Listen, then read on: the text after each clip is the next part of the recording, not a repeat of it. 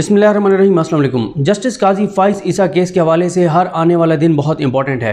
उसकी रीज़न ये है कि हुकूमत ने 2 हफ़्ते का वक्त मांगा है। 2 हफ़्ते में हुकूमत ने तमाम पेपर बुक्स जो हैं वो प्रोवाइड करनी है और उसके बाद रजिस्ट्रार ऑफिस ने जो एतराज़ात लगाए थे उनके ऊपर जो है वो चैम्बर अपील सुनी जाएगी। यही वजह है कि इस केस की आड़ में, जस्टिस काजी फ़ाइज़ ईसा की आड़ में कुछ वकला तंजीमें ये कोशिश कर रही हैं कि जिधर से पैसा मिलता है वो मार लिया जाए। हुकूमत देती है तो काजी फ़ाइज़ा की मजम्मत कर देंगे, काजी फ़ाइज़ा के खिलाफ करारदाद पास कर देंगे, और अगर हुकूमत पैसे नहीं देती तो फिर ज़ाहिर है अपोजिशन तो है ही सही, क्योंकि ज़ाहिर है मुस्लिम लीग नून और पीपल्स पार्टी ने अपने अपने अदवार में सरकारी ख़जाने से माल मुफ्त दिले बेरहम के मसलाक जो है उन्होंने खूब नवाजा वकला तंजीमों को, खूब पैसे, खूब फंड्स, खूब पैसा खिलाया। और वैसे भी नून लीग की और पीपल्स पार्टी की बहुत भारी इन्वेस्टमेंट है वकला तंजीमों के ऊपर। यही वजह है कि आज भी सारे उन्हीं के गुण गाते हुए नजर आते हैं। काजी फ़ाइज़ा केस का स्टेटस इस वक्त ये है कि 26 अप्रैल को फैसला आता है। एक माह के अंदर अंदर यानी 25 मई को हुकूमत की जानिब से रिव्यू जो था उसके ऊपर क्यूरेटिव रिव्यू दायर किया जाता है। रजिस्ट्रार ऑफिस उस पर एतराज़ात लगा देता है। वो एतराज़ात दूर करके या उन एतराज़ात का जवाब जो है वो तहरीर करके और उसके बाद क्या किया जाता है कि कोई 25 जून को 24-25 जून को जो है वो दोबारा रजू किया जाता है सुप्रीम कोर्ट ऑफ पाकिस्तान से। रिव्यू जो है वो जो अपील है वो दायर की जाती है, चैम्बर अपील, लेकिन साथ ही वक्त मांग लिया जाता है 2 हफ्ते का कि 2 हफ्ते के अंदर अंदर पेपर बुक्स जो हैं वो जमा करा दी जाएंगी ताकि जो भी चैम्बर अपील है उसके ऊपर फैसला हो सके और अपील सुनी जाए। अब इस दौरान यह है कि काजी फ़ाइज़ ईसा साहब के हामी जो हैं वकला तंजीमें जो हैं पोलिटिकल पार्टीज़, मुस्लिम लीग नून हो, पीपल्स पार्टी इस वक्त इतनी ज़्यादा एक्टिव नज़र नहीं आ रही है। मुस्लिम लीग नून जो है वो ज़्यादा एक्टिव नज़र आ रही है और सारे मामलात बताया जाता है कि मरीम साहबा बैठ कर पीछे देख रही हैं, क्योंकि आपको पता है कि इस वक्त जो सुप्रीम कोर्ट बार है उसके भी जो सदर जीते हुए हैं, जब वो इलेक्शन लड़ रहे थे तो मरीम साहबा ने बहुत ज़्यादा उनकी कंपेन की थी, बहुत ज़्यादा ट्वीट्स किए थे, अपने वकला को कहा था कि ये हमने इनको जितवाना है, और उन्होंने जितवाया भी सही। क्योंकि उसकी रीज़न ये है कि मरीम साहबा और मुस्लिम लीग नून हर सूरत में जस्टिस काजी फ़ाइज़ ईसा साहब को एहतसाब से बचाना चाहते हैं। कई बार आपको पता है वीडियोज़ में बात कर चुके हैं कि ये काजी फ़ाइज़ा साहब का नुकसान कर रही है मुस्लिम लीग नून, ये कहकर लोगों को, अपने करीबी लोगों को, कि टेंशन नहीं लेनी, काजी फ़ाइज़ा आएंगे, हमारे अच्छे दिन आएंगे। जस्टिस काजी फ़ाइज़ा चीफ जस्टिस पाकिस्तान बनेंगे, नवाज शरीफ की तायात नाइली को खत्म करवाएंगे। काजी फ़ाइज़ा साहब चीफ जस्टिस पाकिस्तान बनेंगे, मियां साहब पाकिस्तान वापस आएंगे। और इस हवाले से आपने देखा होगा राना सनोल्ला साहब ने परसों मारिया मेमन साहिबा के प्रोग्राम में AR न्यूज़ पर, जो उनका प्रोग्राम है रात 10 बजे, उसमें कहा बड़े कॉन्फिडेंस के साथ कि वक्त वो आने वाला है जब हमारी तमाम रसीदें जो हैं वो कबूल कर ली जाएंगी, जो हमने रसीदें अदालतों में दी थी, और PTI की तमाम रसीदें मुस्तरद हो जाएंगी। और उन्होंने कहा कि मियां साहब जब वापस आएंगे तो पहले ही उनकी हिफाजत जमानत ले ली जाएगी ताकि वो मुतल्लिका फोरम के सामने पेश हों। जब इस तरह की बातें टीवी पर वो बैठ कर करेंगे और of the record, of camera, वो अपने लोगों को ये कहेंगे कि काजी फ़ाइज़ ईसा साहब जो हैं जब चीफ जस्टिस पाकिस्तान बनेंगे तो हमारे अच्छे दिन आएंगे, तो ये काजी फ़ाइज़ ईसा साहब के खिलाफ ये चीज़ जाती है। क्योंकि काजी फ़ाइज़ ईसा साहब एक ऐसा फैसला दे चुके हैं जो शरीफ खानदान समझता है कि वो उनकी जिंदगी का सबसे बड़ा इन हालात में रिलीफ था कि जो हुदैबिया केस बंद किया गया था, क्योंकि हुदैबिया केस में सारे मनी लॉन्ड्रिंग के शवाहिद चीजें वो बड़ी तगड़ी मौजूद थी, और काजी फ़ाइज़ा साहब ने वो केस बंद किया और उसमें तहरीर किया, और वो जो तहरीर उन्होंने किया वो मैं आपको बता चुका हूँ, हुकूमत इस पर काम कर रही है कि इस केस को जो है दोबारा या किसी तरह से खोला जाए। अब मसला ये है कि वकला तंजीमों की जानिब से ये एतराज़ उठाया गया बाज़ वकला तंजीमों की जानिब से, या ख़ास तौर पे लाहौर हाई कोर्ट बार की जो जनरल सेक्रेटरी उनकी जानिब से, कि जी हमें फ़रोग नसीम साहब कह रहे हैं कि आप अगर करारदाद काजी फ़ाइज़ ईसा के खिलाफ पास करते हैं तो हम आपको ज़्यादा फंड्स देंगे, और साथ ही मुतालबा भी कर दिया कि हमें 10 करोड़ चाहिए। बात यह है कि भाई आप ये बताएं कि कौन सा ये वकला तंजीमें ऐसा मार्का मार रही हैं पाकिस्तान के लिए, पाकिस्तानियों के लिए, कि इनको अवाम के टैक्स के पैसों से 10 करोड़ रुपए दिया जाए। ये गलत है। हुकूमतों को ये सारे ये फंड्स बंद करने चाहिए। तो उसकी रीजन क्या है? और इनसे तो आपको उल्टा, इनको तो जुर्माने करने चाहिए, इनके लिए तो आपको कानून साजी करनी चाहिए। जो इनमें से कई जो काली भेड़े हैं जो लोगों के पैसे लेके और फिर अदालतों में पेश नहीं होते, जो केस की तैयारी करके नहीं जाते, लोगों के करोड़ों रुपए की प्रॉपर्टीज के केस हार जाते हैं, गरीबों को रिलीफ नहीं दिलवा पाते जिनको मिलना चाहिए रिलीफ, फिर कभी ये PIC पे जाके हमला कर देते हैं, कभी इस्लामाबाद कोर्ट पे जाके हमला कर देते हैं, और फिर ये धमकियां दे रहे हैं हुकूमत को कि ठीक है नहीं देंगे 10 करोड़, फिर हम काजी फ़ाइज़ा के साथ हैं। यानी काजी फ़ाइज़ ईसा की आड़ में करोड़ों रुपए का धंधा करने की कोशिश की जा रही है कि या हमें हुकूमत से पैसा मिल जाए हुकूमत तो नहीं दे रही। हुकूमत ने तो कहा भी हमारे पास नहीं है। ये पहले टीवी चैनल्स ने भी ब्लैकमेल करके देख लिया इमरान खान को, एंकर्स ने भी ब्लैकमेल करके देख लिया, जिनकी तनख्वाहों में कट लगे, चैनल्स की ये अरबों रुपए जो मूली के दौर में मिलते थे वो बंद हुए। उन्होंने ब्लैकमेल करके देख लिया प्राइम मिनिस्टर पाकिस्तान इमरान खान साहब को, लेकिन वो नाकाम हो गए। अब फरोग नसीम साहब पे दबाव डाला जा रहा है, उनके ऊपर इल्जाम लगाए जा रहे हैं। टारगेट फरोग नसीम साहब को क्यों टारगेट किया जाता है? पता है इनको कि फरोग नसीम साहब को कंट्रोवर्शियल बनाना है, उनके ऊपर दबाव बढ़ाना है, क्योंकि अब ये भी चांसेस हैं कि अब जब दलाइल होंगे तो फरोग नसीम साहब शायद दोबारा, अगर ये चैम्बर अपील अलाउ हो जाती है और ओपन कोर्ट में ये केस लगता है, तो शायद चांसेस हैं कि फरोग नसीम साहब जो है वो आकर दलाइल देंगे। तो ज्यादा टारगेट जो है वो बैरिस्टर फरोग नसीम है, उनके ऊपर इल्जाम हैं। ये फरोग नसीम के राइट लेफ्ट जो लोग हैं वो हमें कह रहे हैं कि जी आप अगर करारदाद पास कर दें तो आपको 10 करोड़ रुपया, आपको ज्यादा पैसे दिए जाएंगे। वो राइट लेफ्ट का कोई नाम भी तो होगा ना। जब आप बगावत पे उतर ही आए हैं, आप काजी फाइज ईसा के साथ खड़े हो ही गए हैं, तो फिर नाम लें ना, नाम लें कि हमारे पास फलां वकील आया, उसने कहा कि मुझे बैरिस्टर फरोग नसीम ने कहा है कि अगर ये पास कर देते हैं करारदाद तो मैं जो है वो इनको फंड ज्यादा दे दूंगा। और मुझे समझ नहीं आती कि इनकी करारदाद से फायदा क्या होगा हुकूमत को, या अगर ये करारदाद पास नहीं करते और काजी फाइज के साथ खड़े हो जाते हैं तो ज्यादा नुकसान क्या है। वो के नून लीग तो क्लेम करती है कि अगर काजी फाइज के हक में फैसला आया है जो 6 जजेस ने दिया अभी रिव्यू में, तो मुस्लिम लीग नून उसका क्रेडिट लेती है कि भाई हमने वकला तंजीमों को एक्टिव किया, हमने दबाव बढ़ाया, पीडीएम ने दबाव बढ़ाया। और कुछ कहते हैं कि उससे जजेस डरे, कुछ कहते हैं नहीं जजेस डरे नहीं। जो काजी फाइज के साथ जाना चाहते थे जजेस, उनको ये सपोर्ट मिली कि हाँ हमारे पीछे मुस्लिम लीग नून पीपल्स पार्टी और ये पीडीएम खड़ी हुई है, इसलिए हम हुकूमत के साथ जो है हुकूमत के रेफरेंस को उड़ा दें, काजी फाइज को रिलीफ दे दें और काजी फाइज के साथ खड़े हो जाएं। ये बहरहाल क्लेम मुस्लिम लीग नून के लोगों का है। वो ये क्लेम करते हैं कि जी हमें क्रेडिट जाता है, हमने काजी फाइज को एहतसाब से बचाया है। वो तो ऑफ द रिकॉर्ड यही कहते हैं नून लीग वाले कि भाई काजी फाइज ऐसा तो एडमिटेड फैक्ट है कि मान चुके हैं कि मेरी बीवी बच्चों के फ्लैट्स हैं, और वो खुद ये कहते हैं कि भाई यहाँ जजेस के लिए कुछ और है, हमारे लिए कुछ और था, लेकिन जाहिर है वो कहते हैं हमने काजी फाइज को तो हर सूरत में बचाना है। तो अब अगर वकला तंजीमों को हुकूमत नहीं दे रही तो आप मियाँ साहब को कह दें।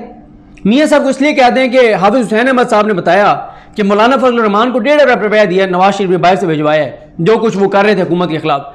तो 1.5 अरब रुपए में से यानी 150 करोड़ में से अगर 8 करोड़ आपको दे देते हैं 10 करोड़, तो क्या उनको फर्क पड़ता है? कुछ और वो भिजवा देंगे। उनके पास जाहिर है उनके पास बड़े बड़े इन्वेस्टर हैं। 25 अरब रुपए अभी मनी लॉन्ड्रिंग का केस शहबाज शरीफ साहब का चल रहा है। टीटीज वाले पैसे आपके अकाउंट में भी कोई 2-4 टीटीज डलवा देंगे तो 25 अरब रुपए की टीटीज और ये सारे मामला उनके चल रहे हैं। तो 25 अरब में से यानी 24 अरब 90 करोड़ खुद रख लें, 10 करोड़ आपको दे दें, कोई मसला नहीं उनके लिए।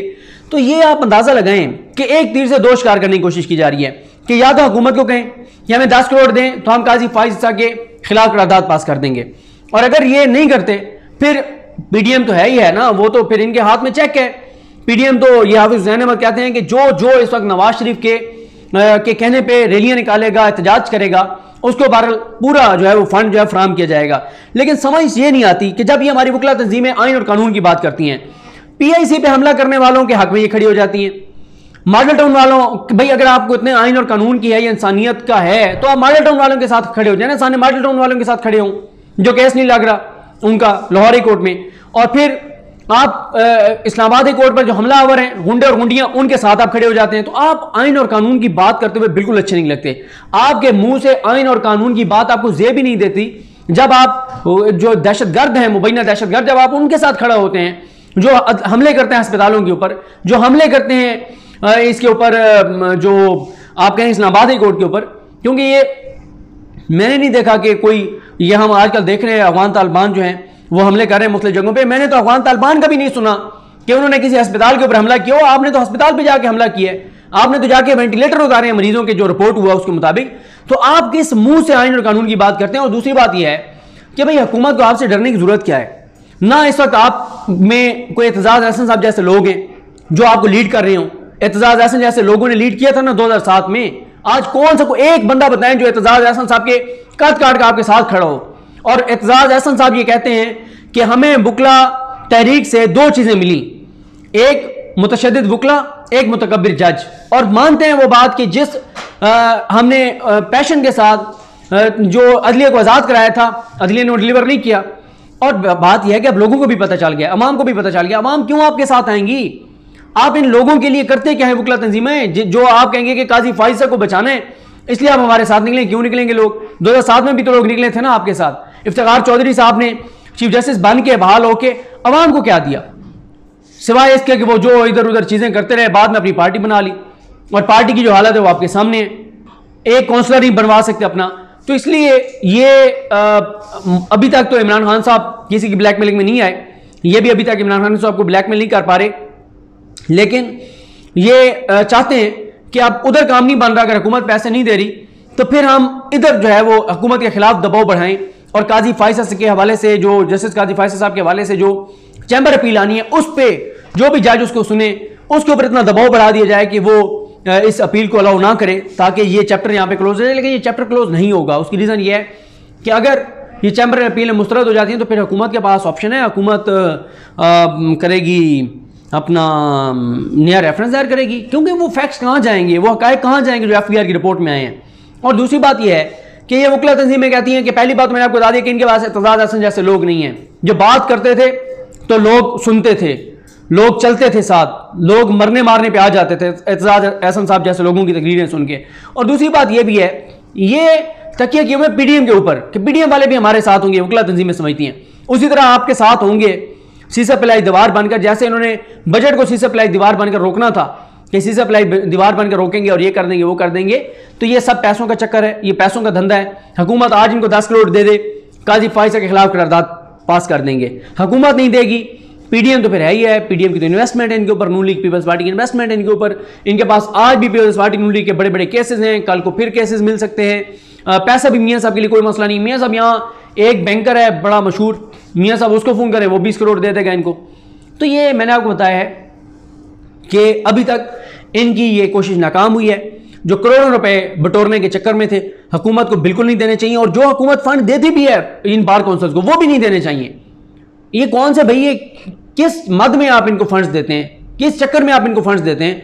तो ये फंड भी उन्हीं से लेना जिनको सर्व कर रहे हैं, पीपल्स पार्टी और PDM नून लीग से लें, उन्हीं से फंड्स लें जिनके लिए ये जो है उनकी जिनके एजेंडे पे चल रहे हैं, जिनके कहने पे ये जो है वो यहाँ पर आके और सेमिनार करते हैं, करारदादें पास करते हैं, जिनके हक में बिलावल के हक में भी प्रेस रिलीज आ रही है, वकला तंजीमों की मरियम के हक में भी आ रही है, नवाज शरीफ के हक में भी आ रही है, राना सरोला के हक में भी आ रही है, मुश्किल रहमान के हक में भी आ रही है। शहबाज शरीफ को गेट पे रोक लिया जाता है, गिरफ्तारी का डर है। वकला तंजीमें जाके chief justice Lahore high court को कहती हैं जी वो मियाँ साहब को गेट पे पुलिस आ गई है, तो अगर मियाँ साहब को बाहर से गिरफ्तार कर लिया तो काम खराब हो जाएगा।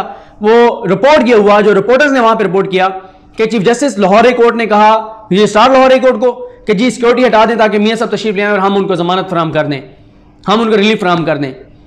फिर मुश्किल रहमान पेश होते हैं, उनके साथ ये वकला तंजीमें सारी पेश होती हैं।